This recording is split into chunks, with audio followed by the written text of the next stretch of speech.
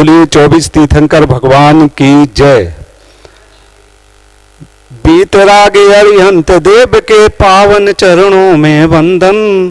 द्वादशांग सुत श्री जिनवाणी जग कल्याणी कारचन। द्रव्य भाव संयम मैं मुनिवर श्री गुरु को मैं करूं नमन। देव शास्त्र गुरु के चरणों का बारंबार करूं पूजन। देव शास्त्र गुरु के चरणों का बारंबार करूं पूजन। ऐसी भावना लेते हुए हम चलते हैं।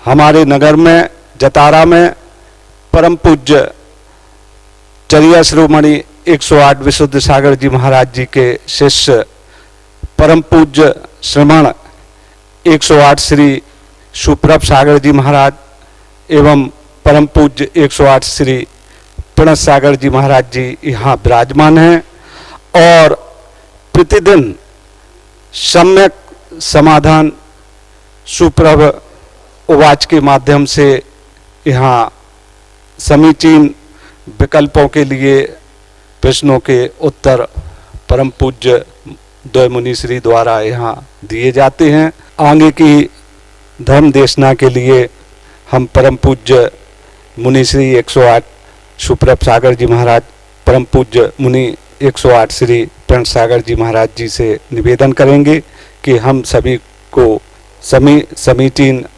विकल्प देने की महती कृपा करें। परम पूज्य मुनि श्री। ओम नमः सिद्धेभ्य।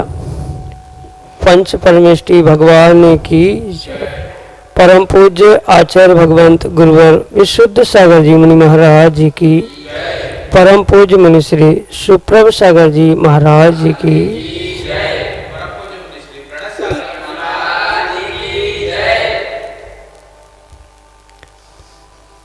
संसार में दुखी प्राणियों को देखकर एक गुरु का कर्तव्य होता है कि वह उस शिष्य को अब उस दुख से निकालने का पुरुषार्थ करे।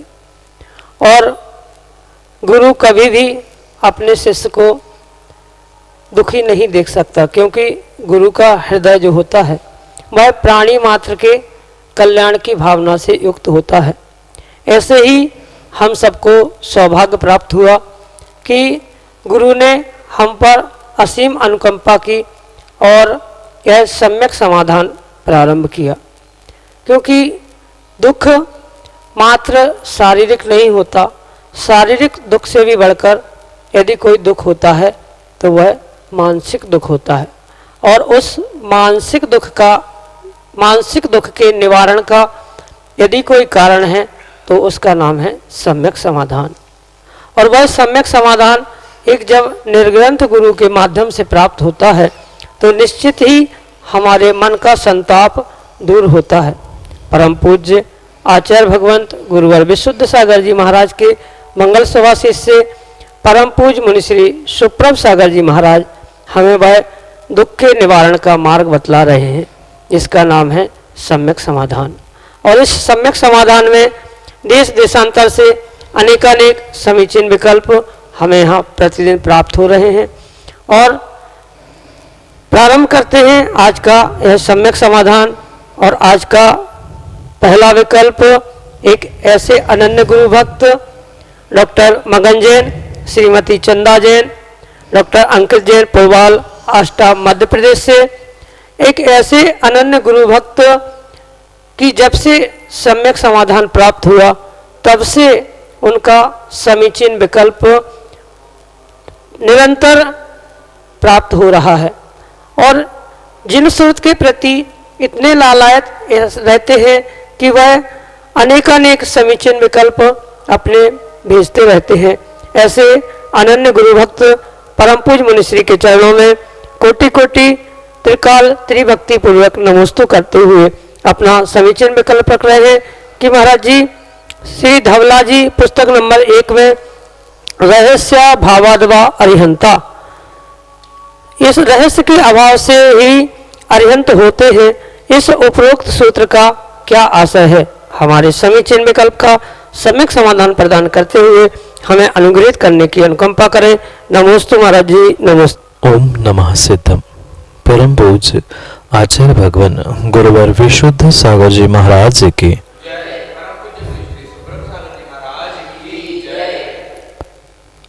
देव स्तुति में कुछ पंक्ति आती है।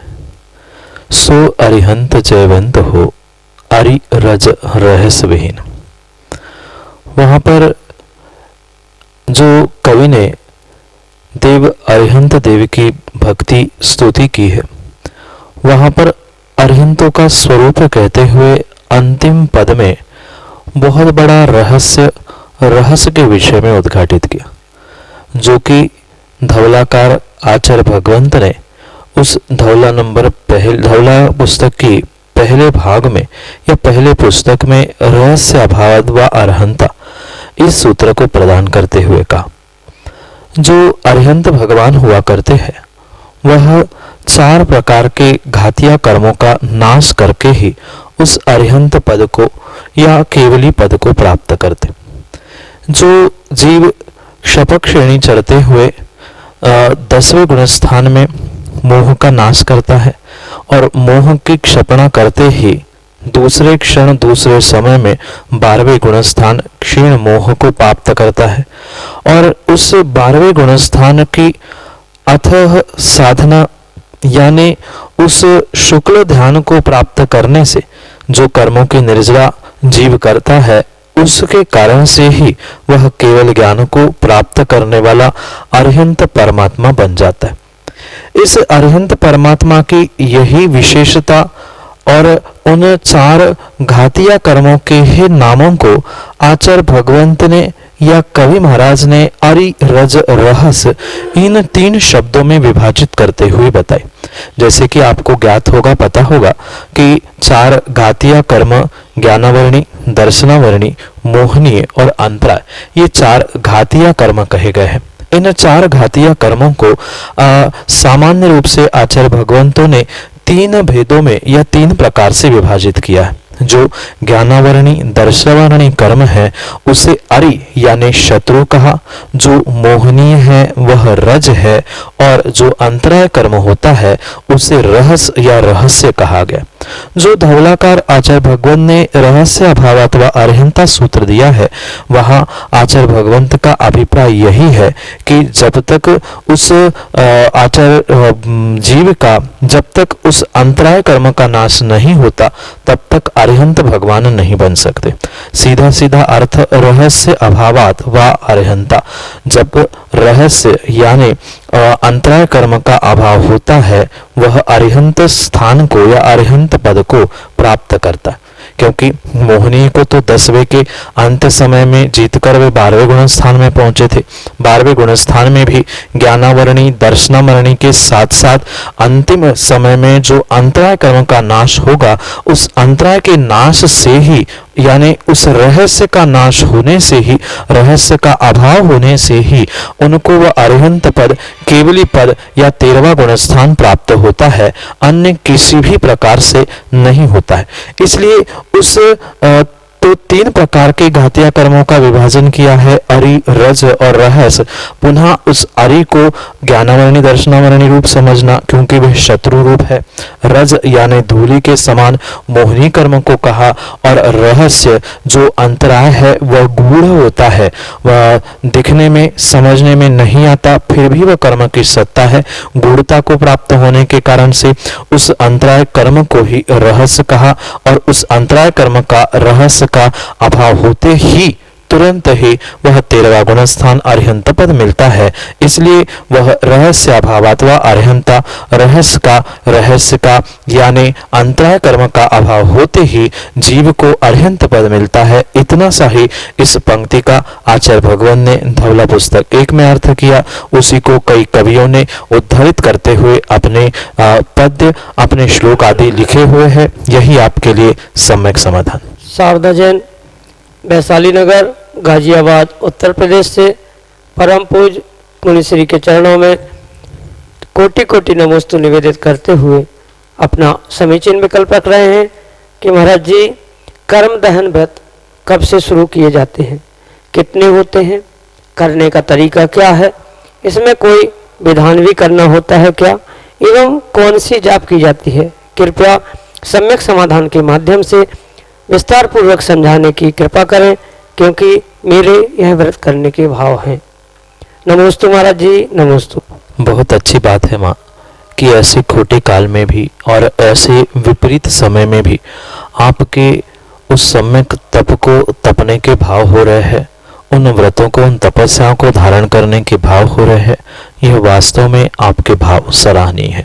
आप अवश्य ही इस कर्म दहन व्रत को प्रारंभ करें। जो इस कर्म दहन के विषय में आगम में प्रमाण प्राप्त होते हैं, उस प्रमाण की अपेक्षा से यह व्रत आषाढ़ शुक्ला चतुर्थी के दिन प्रारंभ किया जाता है और इसमें 156 उपवास होते हैं। उन 156 उपवास को जो प्रोषद पूर्वक करने की व्याख्या आगम ग्रंथों में प्राप्त होती है, उनका विस्तार भी, उसके विषय को, उनके तिथियों को आदि, उनके क्रम को भी बहुत अच्छे प्रकार से आचार्य भगवंत ने उद्घाटित किया। उसके विषय में अगर विस्तार से ही आपको समझना है तो व्रत वैभव आदि अनेक पुस्तकें हैं, ग्रंथ है, जिसमें इसका विस्तार से व्याख्यान की प्राप्त होता है। पर संक्षेप में आपके लिए यह उसकी विधि और जाप में बताने का प्रयास करता हूँ। प्रारंभ आषाढ़ शुक्ला चतुर्थी को करना, क्योंकि यह उत्कृष्ट विधि होती है। अगर उन उत्कृष्ट विधि को हम प्राप्त नहीं कर पा रहे हैं तो मध्यम जघन्य किसी भी प्रकार से उसे हम व्रत के रूप में ग्रहण कर सकते हैं और पूर्ण भी कर सकते। पर उत्कृष्ट विधि जो आगम में प्राप्त होती है, उनको तिथि और उनके जो उपवासों की संख्या बताई है, मैं वहां आगम के परिप्रेक्ष्य में उसको समझाने का प्रयास करता हूं। जब आषाढ़ शुक्ला चतुर्थी को व्रत प्रारंभ होगा तो चतुर्थी के 7 उपवास, फिर सप्तमी के 3 उपवास, नवमी के 36 उपवास, दसवीं का 1 उपवास, 12 के 16 उपवास, 14 के 85 उपवास, ये कुल मिलाकर 148 उपवास पूर्ण हो जाते। क्योंकि कर्म की 148 प्रकृतियां हैं और हमें संसार अवस्था में रहते रहते इस 148 कर्म प्रकृतियों का ही दहन करते हुए कुछ अरिहंत सिद्धावस्था को प्राप्त करना है। इसलिए इन 148 कर्म प्रकृतियों के नाश का प्रतीक रूप 148 पुरुषोत्तम पूर्वक उपवास कहे, पर साथ साथ उसको 8 उपवास और अष्टमी के बताया है, जिसका मुख्य कारण यही है कि जैसे ही कर्म का नाश होगा, कर्म दहन हो जाएंगे, तो जीव नियम से सिद्धावस्था को प्राप्त हो जाएगा और सिद्धावस्था में जीव ने अनंत जो गुण शक्ति रूप थे, वह उस अनंत गुणों को प्रकट करेगा।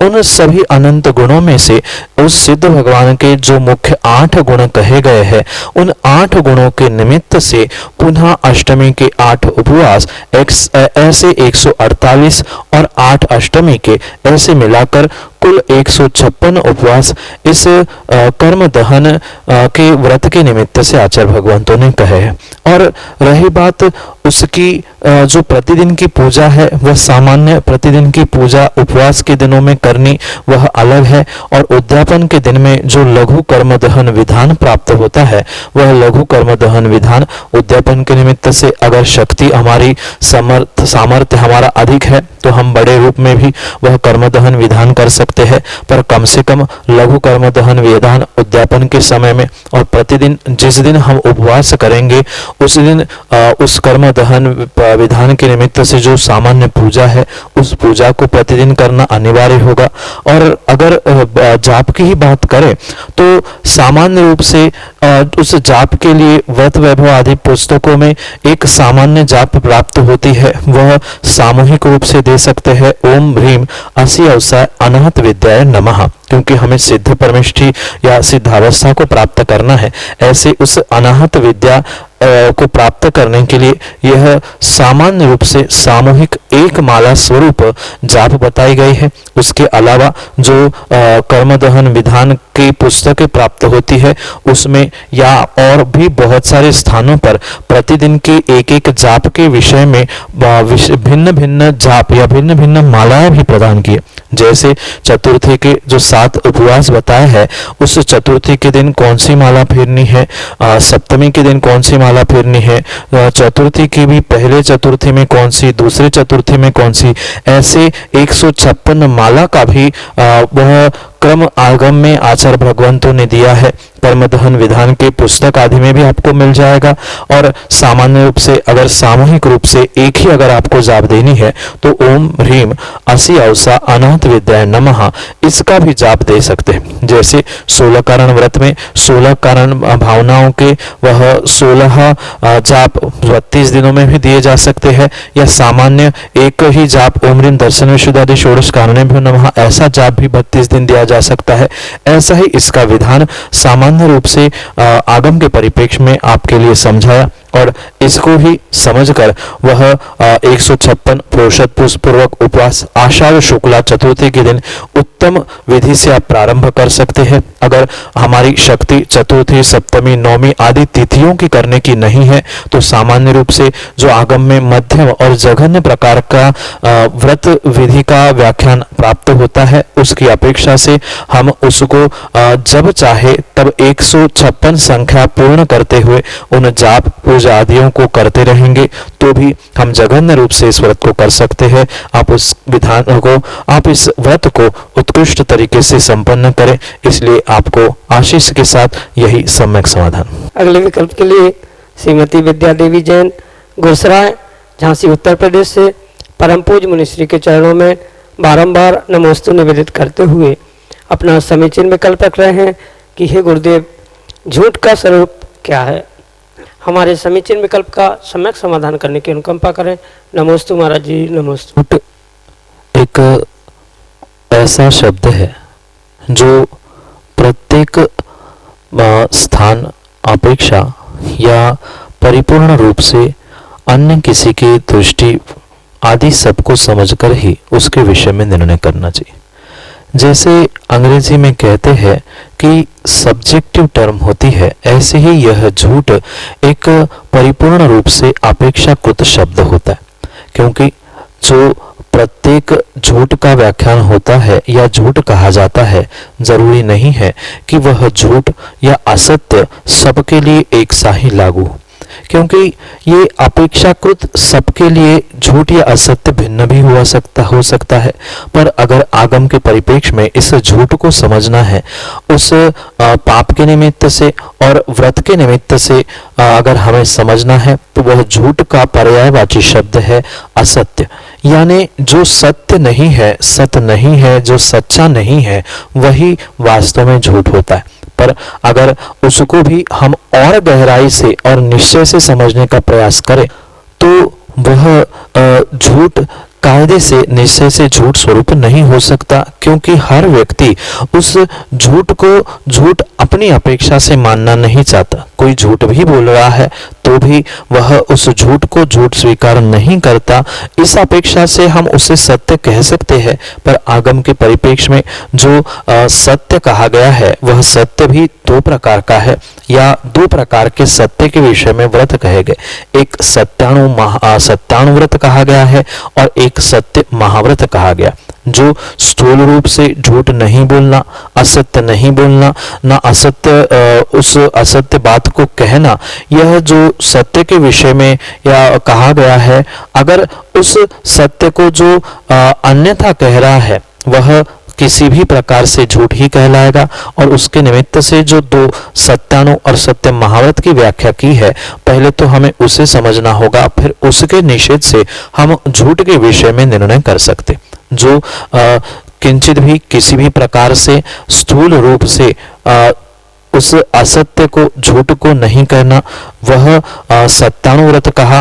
और तीन प्रकार से, मतलब मनवचन काय, कृतकारित अनुमोदना आदि प्रकार से मनवचन काय से जो 9 कोटि से असत्य का त्याग है, झूठ का त्याग है, वह सत्य महाव्रत कहा जाता है। अब समझने जैसा विषय यहाँ पर यह है कि जो सामान्य रूप से असत्य या झूठ कहा जाता है वह क्या है?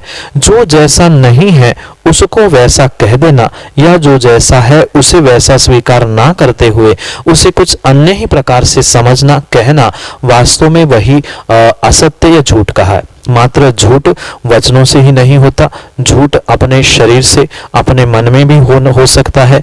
इसलिए जो लोगों ने यह संकल्पना की है कि मात्र झूठ बोलना ही या अन्यथा बोलना ही झूठ है, ऐसा नहीं है। अपितु मन में अन्यथा सोच लेना, मन में काया से, शरीर से उसको अन्यथा प्रकट कर देना, वह भी सत्य के विपरीत असत्य या झूठ हो सकता है। इसलिए सामान्य परिभाषा अगर झूठ की करनी है, असत्य की करनी है, तो सीधी सी परिभाषा है, जो जैसा नहीं है उसको वैसा और जो जैसा है उसको वैसा कहना, चाहे मन से, वचन से या शरीर से किसी भी प्रकार से कहना, वह झूठ की श्रेणी में आएगा। उस सत्यानु व्रत में या श्रावकों के अनुव्रतों में जो सत्य की व्याख्या होती है, वहां आचार्य भगवंत उसे भी झूठ कहते हैं जो दूसरों के लिए दुख देने वाला हो, दूसरों के लिए कष्ट परेशानी देने वाला हो।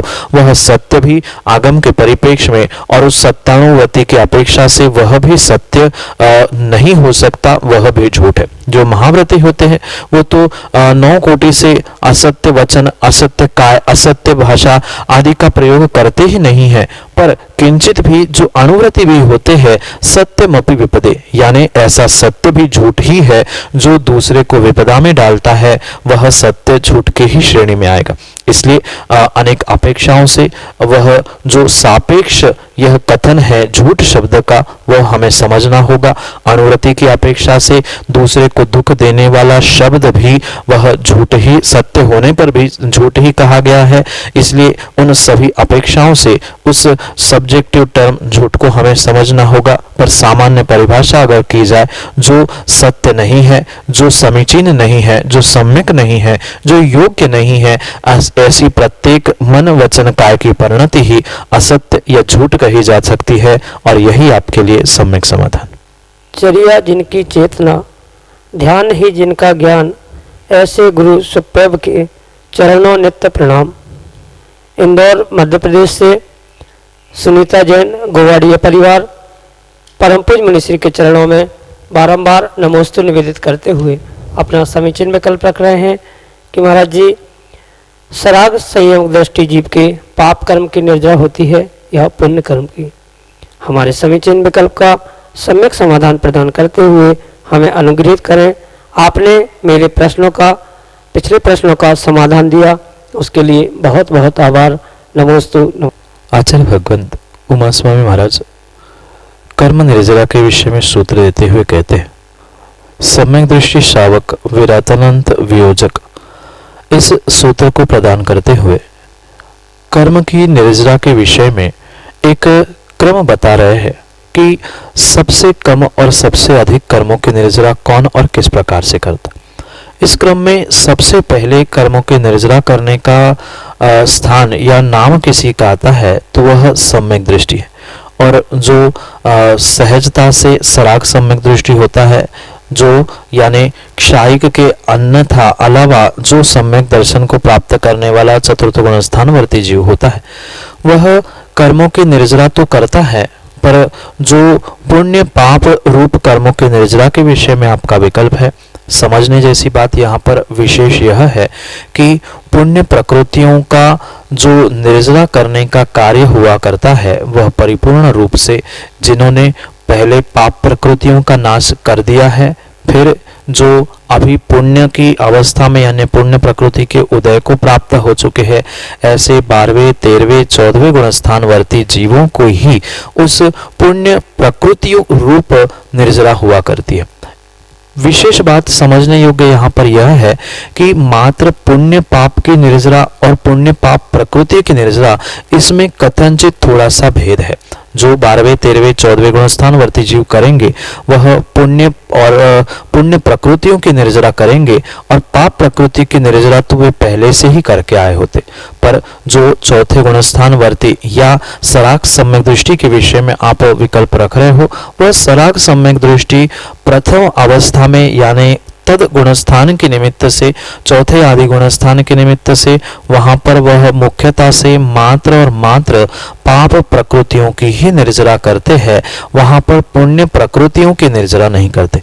पर कथनचित किसी अपेक्षा से जो पिछले पुण्य द्रव्य का संचय उन्होंने किया है, उस पिछले पुण्य द्रव्य की विपरीत कार्य करने से भले ही श्रद्धा है, पर तीन कषायों के निमित्त से जो पाप रूप परिणति कर रहे हैं, विषयों में आदि परिणति चल रही है, उसके निमित्त से जो उनके उस पुण्य का द्रव्य यानी पुण्य का संचय था, उस पुण्य की तो निर्जरा हो सकती है, पर पुण्य प्रकृति की निर्जरा 12वें 13वें 14वें आदि गुण स्थानों में ही हो सकती है।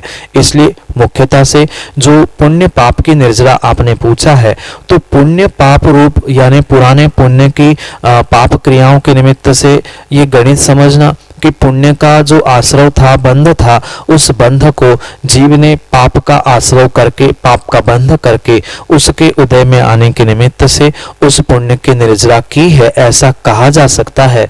पर साक्षात पाप और पुण्य रूप प्रकृतियों का जो भेद कहा है वो भिन्न कथन है। जैसे 12वें 13वें 14वें गुण स्थान में ही पाप प्रकृतियों का नाश करते रूप पुण्य प्रकृतियों का नाश करने की भी शक्ति अंतिम स्वरूप में उन्हीं गुण स्थानों में होती है। उन्होंने पहले पाप प्रकृतियों को नाश कर दिया, अब पुण्य प्रकृतियों का नाश करेंगे, पर सराग सम्यक दृष्टि के विषय में वहां पुण्य प्रकृतियों का नाश नहीं होगा, अपितु कथनचित किसी अपेक्षा से पुण्य के द्रव्य का नाश पाप के आश्रव आदि के निमित्त से कथनचित हो सकता है। इसलिए उस पुण्य पाप की निर्जरा के लिए हेतु सराग सम्यक दृष्टि को कहा जा सकता है। उसको कहने के साथ ये बात ध्यान रखनी होगी, पर वहां कोई पुण्य प्रकृतियों का नाश या निर्जरा नहीं हो रही है, अपितु पुण्य प्रकृति की निर्जरा तो आगे गुण स्थानों में ही होगी। इसके विषय में विशेष रूप से करणानियोग के ग्रंथों में आप विस्तार से उसे पढ़े और समझे। सामान्य रूप से आपके लिए यह कथन किया, सैद्धांतिक और विशेष रूप से एक एक प्रकृतियों का कौन से गुण स्थान में कहा क्षय होगा, कौन सी गुण स्थान में किसकी निर्जरा होगी, आदि आदि विशेष रूप से पढ़ने के लिए आप कर्मकांड, जीवकांड आदि ग्रंथों से समझ सकते हैं। क्रम क्रम से जो क्रम बताया गया है, चौथे गुण स्थान से 14वें गुण स्थान में कर्मों की निर्जरा के, उसके विषय में विस्तार से उन प्रकृतियों को समझते समझते वहां पर उसका विस्तार समझना होगा। सामान्य रूप से पुण्य प्रकृतियों का जो निर्जरा करने का कार्य है, वह 6वें 7वें 8वें 9वें आदि आदि गुण स्थानों के आगे आगे बढ़ते बढ़ते क्रम क्रम से उनका विषय लगाना होगा। विस्तार से समझने के लिए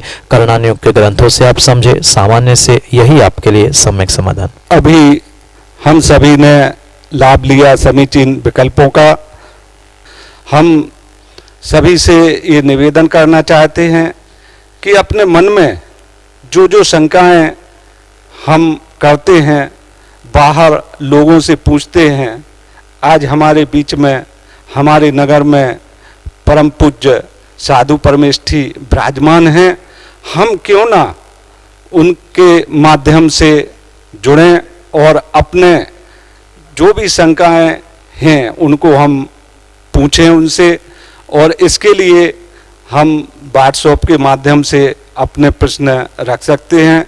क्योंकि कोरोना काल महामारी चल रही है, मंदिर जी में आना अभी शासन के प्रशासन की गाइडलाइन अनुसार निषेध है। इसलिए हम जो नंबर बोल रहे हैं उस पर आप अपने प्रश्नों का लिखकर भेज सकते हैं, और यहीं से लाइव प्रतिदिन 5:13 पर यहाँ प्रारंभ होता है। आपके समीचीन विकल्पों का समाधान यहाँ परम पूज्य श्रमण 108 मुनि श्री सुप्रभ सागर जी महाराज जी के मुखारबिंद से दिया जाएगा। नंबर 8707548811। एक बार और पुनः सुन लें, 8707548811। दूसरा नंबर है 7415306441। आप अपने समीचीन जो भी विकल्प हैं, जो भी आपके मन में अभी इस समय प्रश्न मन में उपज रही हैं, उनका सम्यक समाधान परम पूज्य मुनिश्री से प्राप्त करें। जय।